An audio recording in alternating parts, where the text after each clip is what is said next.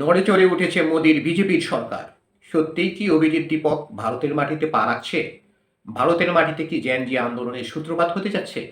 আসসালামু আলাইকুম দর্শক, চোখ রাখুন বার্তা নির্যাসের সাথে থাকুন সাবস্ক্রাইব করে। মোদিকে চ্যালেঞ্জ ছুড়তে এবার রাজপথে বিক্ষোভে নামছে ককরোচ জনতা পার্টি।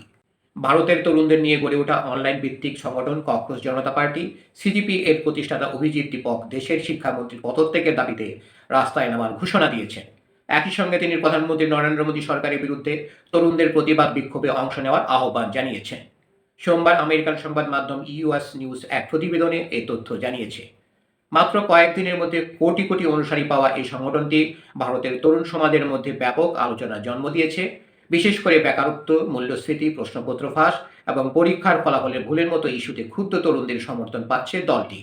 যুক্তরাষ্ট্র প্রবাসী অভিজিৎ দীপক সোমবার সামাজিক যোগাযোগ মাধ্যম এক্সে দেওয়া পোস্টে বলেন, শিক্ষামন্ত্রীর পদত্যাগ দাবিতে আমি ভারতে ফিরছি। তিনি তরুণদের দিল্লিতে শান্তিপূর্ণ বিক্ষোভে অংশ নেওয়ার আহ্বান জানিয়ে বলেন, সরকারের জবাবদিহি নিশ্চিত করা আমাদের সাংবিধানিক অধিকার। দর্শক, আরও সংবাদ পেতে আমাদের বার্তা নিউজ চ্যানেলটি সাবস্ক্রাইব করে আমাদের সাথেই থাকুন। দীপকের দাবি, শিক্ষামন্ত্রী ধর্মেন্দ্র প্রধানের পদত্যাগ দাবিতে প্রায় 8 লাখ শিক্ষার্থী একটি আবেদনে স্বাক্ষর করেছে। তবে এই বিষয়ে শিক্ষামন্ত্রী বা সরকারের পক্ষ থেকে তাৎক্ষণিক কোনো মন্তব্য পাওয়া যায়নি। সিজিপির এই তড়িৎ উত্থান মোদির 12 বছরের শাসনামলে এটি সবচেয়ে বড় অনলাইন ভিত্তিক ভিন্নমত আন্দোলনের একটি। সাম্প্রতিক রাজ্য নির্বাচনে জয় পেলেও জ্বালানির মূল্যবৃদ্ধি, গ্যাস সংকট এবং ইরান যুদ্ধের প্রভাবে জন অসন্তোষ বাড়ছে। বর্তমানে ইনস্টাগ্রামে সিজিপির অনুসারীর সংখ্যা 2,20,00,000-এরও বেশি।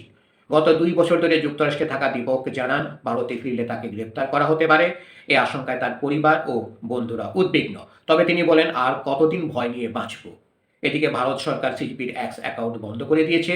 কেন্দ্রীয় মন্ত্রী কিরেন রিজিজু অভিযোগ করেন, সিজিপি পাকিস্তান ও ভারত বিরোধী গোষ্ঠী সহায়তায় সামাজিক যোগাযোগ মাধ্যমে অনুসারীর সংখ্যা বাড়ানোর চেষ্টা করছে। তবে প্রধানমন্ত্রী মোদী এ বিষয়ে এখনো কোনো মন্তব্য করেননি। সম্প্রতি প্রশ্নপত্র ফাঁসের কারণে মেডিকেল ভর্তি পরীক্ষা বাতিল হওয়ায় দেশ জুড়ে ব্যাপক ক্ষোভ তৈরি হয়। পরিস্থিতি সামাল দিতে কোনো পরীক্ষার প্রশ্নপত্র ডাক বিভাগের বদলে ভারতীয় বিমান বাহিনীর মাধ্যমে পরিবহনের পরিকল্পনা করেছে সরকার। তরুণদের চাকরির সংকট নিয়েও সরব হয়েছে সিজেপি। সরকারি তথ্য অনুযায়ী 15 থেকে 29 বছর বয়সীদের মধ্যে গত বছর বেকারত্বের হার ছিল 9.9%, যা দেশের সামগ্রিক বেকারত্ব হারের 3 গুণেরও বেশি। ধন্যবাদ সবাইকে এতক্ষণ ধরে আমাদের সাথে থাকার জন্য। আরও সংবাদ পেতে আমাদের বার্তা নিউজ চ্যানেলটি সাবস্ক্রাইব করে সাথেই থাকুন।